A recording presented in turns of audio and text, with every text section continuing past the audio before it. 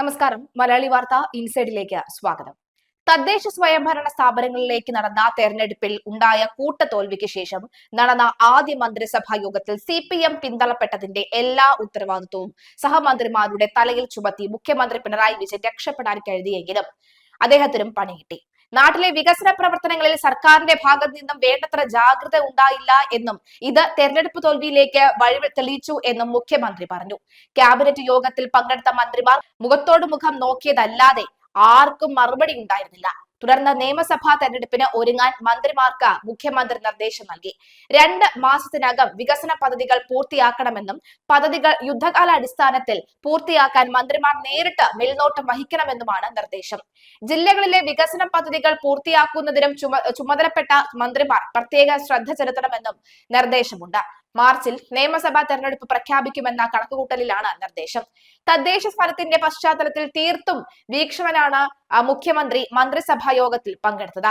3ാം പിണറായി സർക്കാർ എന്ന സ്വപ്നം 100% ഫലപ്രാപ്തിയിൽ എത്തുമെന്ന ഉറച്ച വിശ്വാസമാണ് തദ്ദേശ തെരഞ്ഞെടുപ്പിന്റെ ഫലം അറിയുന്നതിന് തൊട്ടു മുൻപ് വരെ മുഖ്യമന്ത്രിക്ക് ഉണ്ടായിരുന്നത്. മുഖ്യമന്ത്രിയുടെ ഇമേജ് ബിൽഡിംഗ് ചുമതല ഏറ്റെടുത്തിട്ടുള്ള PR ഏജൻസികൾ അത്തരമൊരു കണക്കുകൂട്ടലാണ് മുഖ്യമന്ത്രിക്ക് നൽകിയിരിക്കുന്നത്.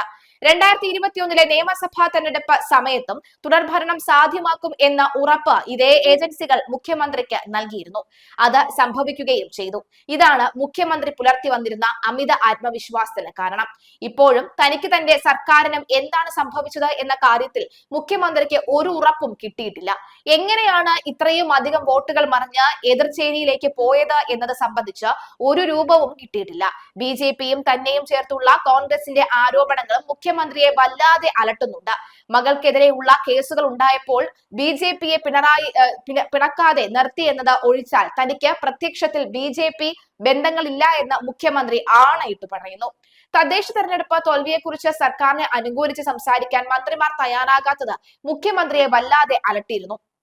CPM സംസ്ഥാന സെക്രട്ടറി MV ഗോവിന്ദൻ പോലും സർക്കാരിന് അനുകൂലമായി ഒരു വാക്ക് പോലും പറഞ്ഞിട്ടില്ല. വോട്ടുകൾ മറിഞ്ഞതിനെ തുടർന്ന് സംസാരിക്കുമ്പോഴും സർക്കാർ ചെയ്ത നല്ല കാര്യങ്ങളെ കുറിച്ച് മന്ത്രിമാർ ഉൾപ്പെടെ ആരും കമാന്നൊരക്ഷരം പോലും മിണ്ടിയില്ല. ഘടകകക്ഷി നേതാക്കളും സർക്കാരിനെയും പിണറായിയെയും കുറ്റപ്പെടുത്തുന്ന തരത്തിലാണ് സംസാരിച്ചുകൊണ്ട് ഇരുന്നത്. ഇതിനിടയിൽ മധ്യ തിരുവിതാംകൂറിൽ ആഴത്തിൽ വേരോട്ടമുള്ള കേരള കോൺഗ്രസ് മാണി ഗ്രൂപ്പിനെ UDFൽ തിരികെ എത്തിക്കാനുള്ള ശ്രമങ്ങളും തകൃതിയായി തന്നെ നടന്നു. CPMന്റെ അടിത്തറ ദുർബലപ്പെടുത്തിയതിന്റെ ഉദാഹരണമായാണ് രാഷ്ട്രീയ നിരീക്ഷകർ ഈ നീക്കങ്ങളെ കാണുന്നത്. നിയമസഭയിൽ മുഖ്യമന്ത്രി വെള്ളം കുടിക്കുമ്പോൾ മന്ത്രിമാർ അദ്ദേഹത്തെ സഹായിക്കാൻ എത്താറില്ല. MLAമാരും മുഖ്യമന്ത്രിക്കെതിരായ നീക്കങ്ങൾ കണ്ടില്ലെന്ന് നടിക്കും. ഒരു ഘട്ടത്തിൽ മന്ത്രി റിയാസ് തന്നെ മുഖ്യമന്ത്രിയെ സംരക്ഷിക്കാൻ രംഗത്തിറങ്ങിയിരുന്നു. അന്ന് റിയാസ് പരസ്യമായി പറഞ്ഞ വാസ്തവങ്ങളിൽ നിന്നും കാര്യമായ യാതൊരു മാറ്റവും ഇന്നും സംഭവിച്ചിട്ടില്ല. മുഖ്യമന്ത്രിയുടെ വിശ്വസ്തർ പോലും അദ്ദേഹത്തിനെതിരെ പിന്തുണയ്ക്കുന്നില്ല എന്ന ആക്ഷേപം ശക്തമാണ്. മുഖ്യമന്ത്രി ഉപയോഗിച്ച നേട്ടം കൊയ്തവർ തന്നെയാണ് ഇത്തരത്തിൽ പെരുമാറിയത് എന്ന ആക്ഷേപം ശക്തമാണ്. ഒരു ഘട്ടത്തിൽ മുഖ്യമന്ത്രി വീണുപോകുമെന്ന് കരുതിയവരാണ് പല നേതാക്കളും. എന്നാൽ ഫിനിക്സ് പക്ഷിയെ പോലെ അദ്ദേഹം ഉയർന്നു വന്നു. 2ാം പിണറായി സർക്കാർ അധികാരത്തിലെത്തിയത് തന്നെ അത്ഭുതമായിരുന്നു. ഏഷ്യനെറ്റ് ന്യൂസിന്റെ പോയിന്റ് ബ്ലാങ്ക് പരിപാടിയിൽ പങ്കെടുത്ത PA മുഹമ്മദ് റിയാസ് നടത്തിയ പ്രതിച്ഛായ പരാമർശം വലിയ ചർച്ചയായി മാറിയിരുന്നു. ഇയാൾ ആര് ഇങ്ങനെയൊക്കെ സംസാരിക്കാൻ എന്ന പൊതുവികാരമാണ് പാർട്ടി നേതാക്കൾക്കും പ്രവർത്തകർക്കും അന്നുണ്ടായത്. എല്ലാവരും റിയാസിനെതിരെ ഒറ്റക്കെട്ടായി അണിനിരന്നു എന്ന ഒരൊറ്റ നേട്ടം മാത്രമാണ് അദ്ദേഹത്തിന് ഉണ്ടായത്. പ്രതിച്ഛായ ഓർത്ത് മന്ത്രിമാർ അഭിപ്രായം പറയാൻ മടിക്കരുത് എന്നും മുഖ്യമന്ത്രിക്കെതിരായ ആക്രമണം പ്രതിരോധിക്കാൻ മന്ത്രിമാർക്ക് ബാധ്യതയുണ്ട് എന്നുമായിരുന്നു മുഹമ്മദ് റിയാസിന്റെ പരാമർശം. 2ാം പിണറായി സർക്കാർ 2 വർഷം പൂർത്തിയാക്കിയ പശ്ചാത്തലത്തിൽ മന്ത്രിമാരുടെ പ്രവർത്തനത്തെക്കുറിച്ചുള്ള ചോദ്യത്തിനുള്ള മറുപടിയായിരുന്നു റിയാസിന്റെ പ്രതിച്ഛായ പരാമർശം. മന്ത്രിമാർക്ക് അഭിപ്രായ പ്രകടനത്തിന് എന്തെങ്കിലും നിയന്ത്രണമുണ്ടോ? വിവാദ വിഷയങ്ങൾ മുഖ്യമന്ത്രിയെ പ്രതിരോധിക്കുന്നതിൽ മന്ത്രിമാർ മടി കാണിക്കുന്നുണ്ടോ? തുടങ്ങിയ ചോദ്യങ്ങൾക്കായിരുന്നു റിയാസ് വിശദമായ മറുപടി നൽകിയത്. LDF മന്ത്രിമാർ എല്ലാവരും സർക്കാർ നിലപാട് ശക്തമായി അവതരിപ്പിക്കുന്നുണ്ട് എന്ന് വ്യക്തമാക്കിയ ശേഷമായിരുന്നു മന്ത്രിമാർ രാഷ്ട്രീയം പറയേണ്ടതിന്റെ പ്രാധാന്യത്തെക്കുറിച്ച് മുഹമ്മദ് റിയാസ് ഓർമ്മിപ്പിച്ചത്. നേരത്തെ കോടിയേരി ബാലകൃഷ്ണൻ സെക്രട്ടറി ആയിരുന്നു വരാതിരിക്കുന്ന ഘട്ടത്തിലും പിന്നീട് MV ഗോവിന്ദൻ സെക്രട്ടറി ആയപ്പോഴും നൽകിയ നിർദ്ദേശം മന്ത്രിമാർ രാഷ്ട്രീയം സംസാരിക്കണം എന്നാണ്. കൈകാര്യം ചെയ്യുന്ന വകുപ്പിനെ കുറിച്ച് മാത്രമല്ല, പൊതുവിഷയങ്ങളെ കുറിച്ചും വികസനത്തിന് തടസ്സം സൃഷ്ടിക്കുന്ന കാര്യങ്ങളെക്കുറിച്ചും സർക്കാരിനെതിരെ നടക്കുന്ന ആക്രമണങ്ങളെ കുറിച്ചും മന്ത്രിമാർ അഭിപ്രായം പറയണം എന്നാണ് പാർട്ടി നിർദ്ദേശമെന്ന് റിയാസ് വ്യക്തമാക്കി.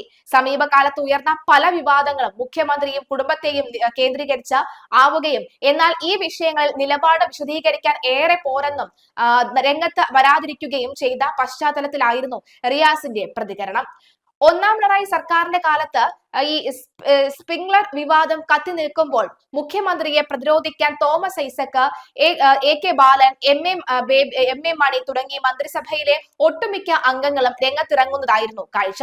മന്ത്രിമാരായ മേഴ്സിക്കുട്ടിയമ്മ, KK ശൈലജ തുടങ്ങിയവർ വിവിധ വിവാദങ്ങളിൽ പെട്ടപ്പോൾ മുഖ്യമന്ത്രി തന്നെ ഇവർക്ക് ശക്തമായ പിന്തുണയുമായി രംഗത്തെത്തുകയും ചെയ്തു.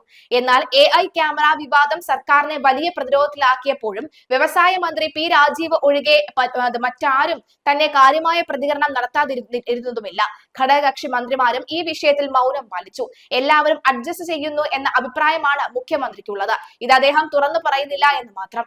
അതാണ് റിയാസ് പറഞ്ഞത്. തന്നെ മന്ത്രിയാക്കാത്തതിൽ അദ്ദേഹത്തിന് വലിയ വിഷമമുണ്ടെന്ന കാര്യത്തിൽ യാതൊരുവിധ സംശയവുമില്ല എന്ന് വ്യക്തമാകുന്ന സാഹചര്യമാണ് ഉണ്ടായിക്കൊണ്ടിരിക്കുന്നത്. എന്തായാലും ഈ ഘട്ടത്തിൽ മുഖ്യമന്ത്രി ചേരിതിരിഞ്ഞ് ആക്രമിച്ചുകൊണ്ടിരിക്കുകയാണ്. പക്ഷെ അപ്പോഴും മുഖ്യമന്ത്രിക്ക് ഭയമാണ്. കാരണം ഈ തദ്ദേശ തെരഞ്ഞെടുപ്പിന്റെ തിരിച്ചടി പോലെ അവർക്ക് നിയമസഭാ തെരഞ്ഞെടുപ്പിലും കിട്ടുമോ എന്ന ഭയം മുഖ്യമന്ത്രിയെ അലട്ടിക്കൊണ്ടേയിരിക്കുന്നു എന്ന് വ്യക്തമാവുകയാണ്. എന്തായാലും കോടിയേരി ബാലകൃഷ്ണൻ ഇല്ലാത്തതും അതുപോലെ തന്നെ VS ഇല്ലാത്തതിന്റെയും ഒക്കെ തന്നെ വലിയൊരു പ്രശ്നം അവിടെ കാണുന്നുമുണ്ട് എന്ന് വ്യക്തമാവുകയാണ്. ക്ഷേമ പെൻഷനുകൾ വൻതോതിൽ കൂട്ടി നൽകിയിട്ടും നാട്ടുകാർ തങ്ങളുടെ ചെകിട്ടത്ത് അടിച്ചതിന്റെ അമ്പരപ്പിലാണ് CPM. സർക്കാരിന്റെ ആവനാഴിയിലെ അവസാനത്തെ അമ്പുകളായിരുന്നു ക്ഷേമ പെൻഷൻ. നിയമസഭാ തെരഞ്ഞെടുപ്പ് സമയത്ത് പ്രയോഗിക്കേണ്ടിയിരുന്ന ആയുധങ്ങളാണ് കാലം തെറ്റി ഉപയോഗിച്ചത്. ഇനി അതൊന്നും പ്രഖ്യാപിക്കാൻ സർക്കാരിന് കയ്യിലുമില്ല. അനിയന്ത്രിതമായ സാമ്പത്തിക പ്രതിസന്ധി വല്ലാതെ അലട്ടുന്നുണ്ട്. ധനമന്ത്രിയുടെ കയ്യിൽ മാന്ത്രിക വടി ഇല്ല എന്നാണ് ധനവകുപ്പ് പറയുന്നത്. ഒരു ക്ഷേമ പദ്ധതിയും പ്രഖ്യാപിക്കാൻ ധനവകുപ്പ് സമ്മതിക്കുകയുമില്ല. ഇതെല്ലാം മുഖ്യമന്ത്രിക്ക് അറിയാമെങ്കിലും ഇനിയും വരട്ടെ എന്ന നിലപാടാണ് അദ്ദേഹത്തിനുള്ളത്. ക്ഷേമ പദ്ധതികൾ യഥേഷ്ടം പ്രഖ്യാപിക്കുക വഴി ഇമേജ് ബൂസ്റ്റിംഗ് നടത്തിയ ധനമന്ത്രി KN ബാലഗോപാൽ ഇലക്ഷൻ തോറ്റതോടുകൂടി വല്ലാത്ത പ്രതിസന്ധിയിലായിരിക്കുന്നു എന്ന് വ്യക്തം.